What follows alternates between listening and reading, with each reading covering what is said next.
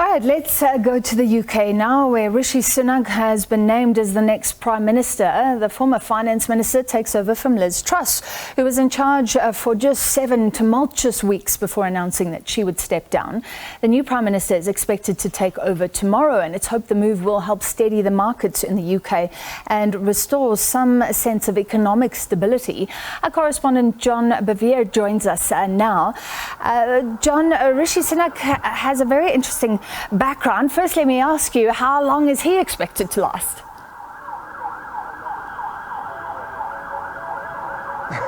Well, we would certainly hope that he is going to last for more than the 7 weeks that his predecessor lasted. Rishi Sunak, of course, came second in the last election race. He came second to Liz Truss in September, and now here we are in October. Liz Truss is finished, and Rishi Sunak, we expect, is going to be officially named as the Prime Minister tomorrow when he goes to meet King Charles for that ceremonial handing over of power, as it was, from Liz Truss. But as you say, you're right, he is a very interesting guy who's got a very interesting background as well. He's just 42 years old, which makes him the youngest Prime Minister for several generations. He as well is the first Prime Minister of colour as well. His parents are actually African. They're from Kenya and Tanzania.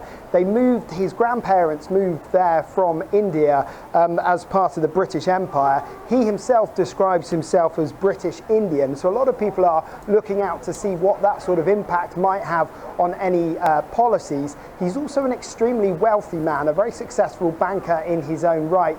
He then married into a billionaire Indian business family. So he has become, if you believe some of the papers here, him and his wife are the 222nd richest couple in the UK, and they are worth a lot of money. His critics argue that that means that he's not a man of the people. He doesn't understand the hardships that normal men and women on the street are going through.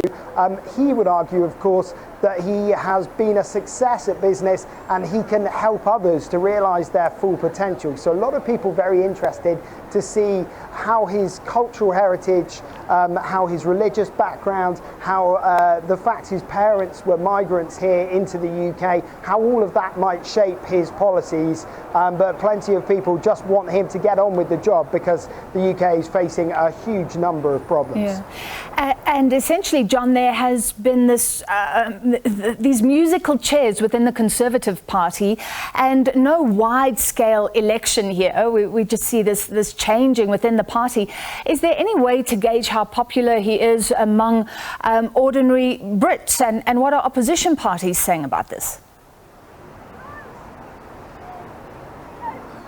Well, certainly opposition parties have said there needs to be a general election. That Boris Johnson, who was elected several years ago, well, he had a mandate to govern, but then he stepped down. His replacement, then Liz Truss, has since stepped down, and here we are, third hand, as it were. He's taking over. So plenty of people saying that he doesn't have that mandate to govern, but legally he's well within his rights. This is all part of the parliamentary system here.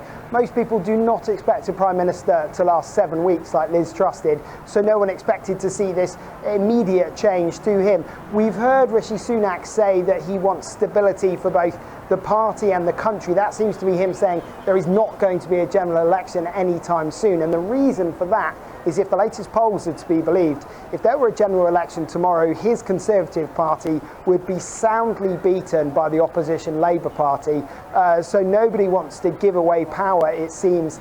He's saying that things, especially the economy, need urgent attention, and that a general election and the weeks of campaigning would not help with that, and he wants to get on with the job in hand. But yes, of course, opposition politicians saying that this is quite frankly outrageous and that there needs to be that democratic election to give him the mandate to govern. So as you said earlier, he's not seen as particularly pro-poor, but he brings in this stability as far as the economy is concerned. If he hits the ground running, what are the main things he has to deal with in the first few days? Well, certainly the economy is at the forefront of everybody's mind. We have some very serious situations going on here in the UK, with everything from inflation to interest rates, people being unable to afford their mortgages. We have plenty of people who are having to choose between heating and eating when it comes to the winter, which is rapidly approaching here. So we have a huge number of issues facing the country, and a lot of people are saying actually it should have been Liz Truss 7 or 8 weeks ago who needed to get on and make those changes to help people out. So they're saying Rishi Sunak is basically out of time before he's already started, and he needs to implement some clear policies already. We heard him speak briefly after it was announced that he will take over from Liz Truss. He acknowledged that the economy is the situation that he needs to deal with first. He is, of course, himself the former Chancellor of the Exchequer, the former Finance Minister, so a lot of people hoping that his policies of maybe a degree of some return to austerity, they've done away with the tax cuts that Liz Truss was promising that plunged the markets into all kinds of uncertainty and doubt. So we're going to see some very firm decisions, people hope, as soon as possible to try and get things back on track here.